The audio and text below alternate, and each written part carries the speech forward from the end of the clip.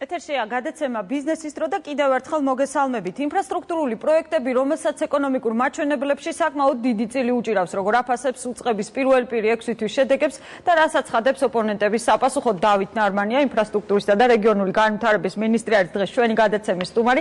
ბატონ დავით, მოგესალმებით. პირველ რიგში დიდი მადლობა გადაცემაში მონაწილეობისთვის, იმის მიუხედავად, რომ საკმაოდ დაძაბული დღის რეჟიმი გქონდათ და რახან თქვენ დღის რეჟიმს შევეხე, პირდაპირ კითხავთ, თქვენ რამდენიმე ხნის დასრულდა პრემიერ-მინისტრთან შეხვედრა, რომელსაც თქვენ ესწრებოდით და სადაც როგორც ითქვა, ისაუბრეთ იმ პროექტებზე, ინფრასტრუქტურულ პროექტებზე, რომლის განხორციელებაც მოხერხდა. როგორ გარემოში მიმდინარეობდა ეს შეხვედრა და რა შეგიძლიათ თქვათ და ასევე ინფორმაციაც რომ მოგვაწოდოთ ამ პროექტების შესახებ ჩვენც. მოგესალმებით პირველ რიგში, მივესალმები ტელემაყურებლებს საღამო მშვიდობისა.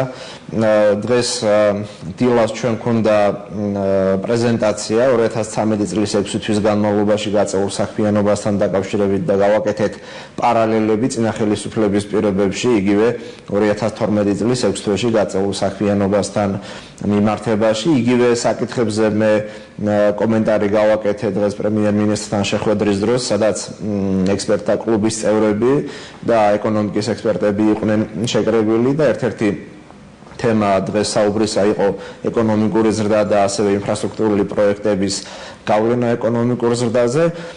მე მინდა მოსახლეობას ვაცნობო, რომ 2013 წლის 6 თვის განმავლობაში ჩვენმა სამინისტრომ 223 მილიონი ლარის ღირებულების ინფრასტრუქტურული პროექტები შექმნა და 223 მილიონი ლარი დახარჯა სხვადასხვა სახის ინფრასტრუქტურული სამუშაოების შესრულებაზე, მაშინ როცა 2012 წლის იგივე პერიოდში მხოლოდ 201 მილიონი ლარი იყო დახარჯული, ჩვენ 10%-ით მეტი ღირებულების ინფრასტრუქტურული პროექტები გვაქვს შექმნილი წინა წლის ანალოგიურ პერიოდთან შედარებით. გარდა ამისა, მე მინდა ხაზი გაუსვა იმას, რომ არსებითად სამშენებლო და ინფრასტრუქტურული მასალების ფასი არ გაზრდილა, აქედან გამომდინარე ეს ნიშნავს იმას, რომ რაოდენობრივადაც ჩვენ უფრო მეტი ინფრასტრუქტურული პროდუქტი შევქმნით, ანუ დავაგეთ უფრო მეტი გზები, გავაკეთეთ უფრო მეტი წყალმომარაგების სისტემა და ასე შემდეგ.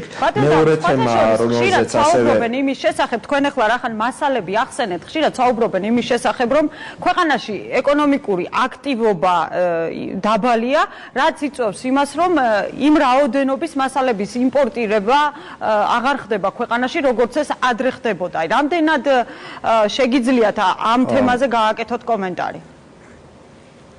ეს ნამდვილად ასეა. გახსოვთ თქვენ 2012 წელს გარდა საჯარო ინფრასტრუქტურული პროექტებისა, ანუ გზებისა, ხიდებისა, წყალმომარაგების სისტემებისა და ასე შემდეგ, რასაც ჩვენი სამინისტრო ახორციელებს, ასევე პროკურატურა, ეკონომიკის სამინისტრო და სხვადასხვა უწყებები აშენებდნენ ისეთ მსხვილ პროექტებს, როგორიც იყო საქართველოს პარლამენტი, საქართველოს მთავრობის შენობა, ბათუმი თაუერი, იუსტიციის სახლი და ასე შემდეგ. ესეთი მსხვილი პროექტები როცა ხორციელდებოდა 2012 წელს, რა თქმა უნდა, სამშენებლო მასალების იმპორტი, ასევე ადგილზე მოპოვებაც იყო უფრო მეტი, ვიდრე ესე არის 2013 წლის პირველი და მეორე კვარტლის განმავლობაში, თუმცა ჩვენ თუ გავიღებთ წმინდა ჩვენი სამინისტროს პროექტებს და ჩვენი წმინდა სამინისტროს ბიუჯეტს, ჩვენ ესეთ შემთხვევაში წინა წლის ანალოგიურ პერიოდთან მიმართებაში ყველა პარამეტრით წინსწრება გვაქვს, ანუ უფრო მეტი ღირებულების სამუშაოები გვაქვს შექმნილი, უფრო მეტი ტენდერები გვაქვს გამოცხადებული და დაკონტრაქტებული ტენდერების და სამუშაოების ღირებულებაც გაცილებით უფრო მეტია, ვიდრე ეს 2012 წლის პირველი 6 თვის განმავლობაში იყო. ამაზე გქონდა დღეს ზუსტად საუბარი, ისევე როგორც მე საერთაშორისო სავალუტო ფონდის მისიის ხელმძღვანელთან გქონდა ამაზე საუბარი, რომ ჩვენ ერთმანეთისგან უნდა გაუმიჯნოთ წინა ხელისუფლების პირობებში ერთი კაცის მოსაზრებებზე დაფუძნებული და სწრაფად აშენებული პროექტები, რომელთა პრაქტიკული დანიშნულება და ღირებულება საზოგადოებისთვის ძალიან დაბალია და ზოგიერთ შემთხვევაში პრაქტიკულად ნულის ტოლია და ის საჯარო ინფრასტრუქტურული პროექტები, რომელსაც ჩვენ გვქვნით, ანუ გზები, ხიდები, წყალმომარაგების პროექტები, ეს არის სოციალური დანიშნულების საჯარო პროექტები, რომელიც ყველაზე მეტად ჭირდება დღეს ჩვენ საზოგადოებას და ამ თვალსაზრისით მე სრული პასუხისმგებლობით შემიძლია ვთქვა, რომ ჩვენ წინსწრები ტემპებით მივდივართ და ჩამორჩენა არსებობს. გასაგებია, გითხავთ კიდევ ერთ საკითხს, თქვენ თქვენ როდესაც ჩემი გადაცემაში, წინა გადაცემაში იყავით სტუმრად, მაშინ ვისაუბრეთ ამ თემაზე, მაგრამ კიდევ ერთხელ დავუბრუნდები ამ თემას, რუსთავი თბილისის ავტომაგისტრალის მშენებლობის საკითხი, როდის მე ამ საკითხზე იმიტომ ვამახვილებ ყურადღებას, რომ არაერთი განცხადება გაკეთებულა ამ თემასთან დაკავშირებით და თქმულა იმის შესახებ, რომ ეს პროექტი შეჩერებულია ან საერთოდ აღარ გაკეთდება. რა ეტაპზეა ეს მშენებლობა, ეს ტენდერი როგორც ვიცით გამოცხადდა და როდის იქნება შედეგები, რამდენი კომპანია მონაწილეობს, თუ შეგიძლიათ გითხრათ და რას ალოდებით? სხვათა შორის თქვენი ეთერით მინდა პირველად საზოგადოებას ვამცნო, როცა ქვემო ქართლის გუბერნატორი კირკიტაძე გამოვიდა და იდგა ერთ-ერთ ადგილას და მან გაშალა ბანერები და საპრეზენტაციო მასალა და თქვა, რომ ამ ადგილას უნდა აშენებულიყო სასტუმრო და თურმე ჩვენი უმოქმედობის შედეგად ეს სასტუმრო იყო გაჩერებული, ეს სასტუმრო ახლა მთავრდება.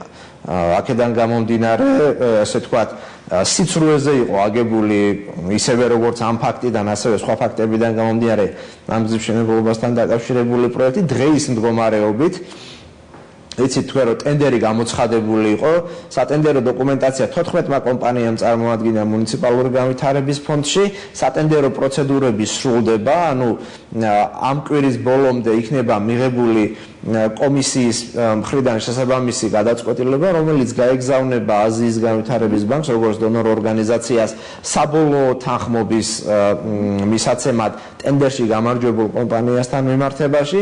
აგვისტოს თვეში ეს პროცედურები, როგორც არის ხელშეკრულების გაფორმება, როგორც არის საბანკო გარანტიის წარმოქმნა და ასე შემდეგ მოგვარდება და ჩვენ ვარაუდობთ, რომ სექტემბრის დასაწყისიდან სამუშაოები დაიწყება რუსთავი თბილისის ავტომაგისტრალზე. არ შემიძლია არ კითხოთ სტიქით დაზარალებულ რეგიონებთან დაკავშირებითაც თქვენ გააკეთეთ განცხადება ამის შესახებ, რომ მთავრობამ უნდა მიიღოს უახლოეს მომავალში გადაწყვეტილება თუ როგორ მოხდება ზარალის ანაზღაურება.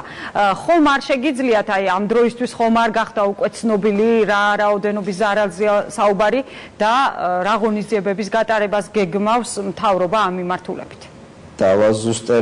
დავაზუსტებ თუ შეიძლება თქვენს კითხვას, მე ვისაუბრე იმაზე, რომ საქართველოს მთავრობა საჯარო ინფრასტრუქტურულ ზიანს აღადგენს მთლიანად. ყველა მუნიციპალიტეტის მხრიდან ჩვენთან მოწოდებულია ზარალის ოდენობა, რომელიც დაითვალა ადგილზე შექმნილმა კომისიებმა და ამ კომისიებში ჩვენი სამინისტროს თანამშრომლებიც მონაწილეობდნენ. ხვალ მთავრობის ხომაზე იქნება ამ საკითხზე მსჯელობა და რასაკვირველია მთავრობა მიიღებს გადაწყვეტილებას და ფინანსების გამოყოფასთან დაკავშირებით. მანამდე მუნიციპალიტეტებმა ადგილობრივი რესურსებით და ადგილობრივი ტექნიკით რაც შეძლეს მინიმალური სამუშაოები ჩაატარეს და მოაწესრიგეს, თუმცა ზიანი გაცილებით უფრო მეტია და მუნიციპალიტეტებს არ შეუძლიათ თავიანთი მწირი რესურსების პირობებში ყველაფერი უზრუნველყონ, ამიტომაც ანუ შესაძლებელია რომ გარკვეული თანხები გამოიყოს ცენტრალური ბიუჯეტიდან ან მთავრობის ფონდიდან. ეს აუცილებლად გამოიყოფა რეგიონებში განსახორციელებელი პროექტების ფონდიდან, ჩვენ ფინანსთა სამინისტროსთან გვაქვს შესაბამისი კომუნიკაცია, არის ბიუჯეტში შესაბამისი თანხები აკუმულირებული, იმისათვის რომ ესეთი ფორს-მაჟორული ვითარებების დროს ზიანი იქნას გამოსწორებული და გადაადგილება თავისუფლად იყოს შესაძლებელი იმ გზებზე, რომელიც განადგურდა, მოეწყოს ნაპირდამცავი მოწყობილობები და ასე შემდეგ და მთლიანად აღდგეს ეს საჯარო ინფრასტრუქტურული ზიანი, რაც სტიქიის შედეგად მიადგა მუნიციპალიტეტს. გასაგებია და ბოლო კითხვა მექნება, დავით, ეს არ ეხება ინფრასტრუქტურულ პროექტებს, უბრალოდ დღეს გავრცელდა ინფორმაცია იმის შესახებ, რომ ნარმანიას უწყებაში ნიკოლაიშვილის კადრების გათავისუფლება იწყება. რა შეგიძლიათ გითხრათ? რამდენად შეესაბამება ეს არ შეესაბამება სინამდვილეს, ჩვენ კადრებს არ ვანთავისუფლებთ პოლიტიკური კუთვნილებიდან თუ სხვა რამიდან გამომდინარე, ჩვენთან ჩატარდა შესარჩევი კონკურსი, რომელსაც ითვალისწინებს მოქმედი კანონმდებლობა და ჩვენ აუცილებლად უნდა ჩაგვეტარებინა დეპარტამენტის უფროსებზე, მოადგილეებზე, სამმართველოს უფროსებზე. აქედან გამომდინარე, გარკვეული კატეგორია ადამიანებისა დარჩა, გარკვეული კატეგორიის ადამიანები გადახალისდებიან აუცილებლად და 1 აგვისტოდან რამდენიმე ახალი თანამშრომელი შეუდგება ჩვენ სამინისტროში მუშაობას. თუმცა ეს არანაირად არ არის დაკავშირებული ჩემი წინამორბედის გვართან. ანუ რაღაცა ისეთი მასობრივი გათავისუფლება სამინისტროდან არ იგეგმება, როგორც მე მივხვდი. მასობრივი გათავისუფლება რასაკვირველია არ იგეგმება, ჩვენ ჩავატარეთ საჯარო კონკურსი, ისევე როგორც მეორე ეტაპი ამ საჯარო კონკურსისა არის დაგეგმილი, კერძოდ მთავარი სპეციალისტები, წამყვანი სპეციალისტები აუცილებლად გაივლიან კონკურს, პირველი ეტაპი იქნება ტესტირება, მეორე ეტაპი იქნება გასაუბრება და აქედან გამომდინარე ასევე მოსალოდნელია, რომ გარკვეული კატეგორია ჩვენი თანამშრომლებისა გადახალისდება. გასაგებია, ძალიან დიდი მადლობა ბატონო დავით, მადლობა გადაცემაში მონაწილეობისთვის. ტელემაყურებელს შევახსენეთ, დავით ნარმანია ინფრასტრუქტურისა და რეგიონული განვითარების მინისტრი იყო ჩვენი გადაცემის სტუმარი, გადაცემა კი გრძელდება.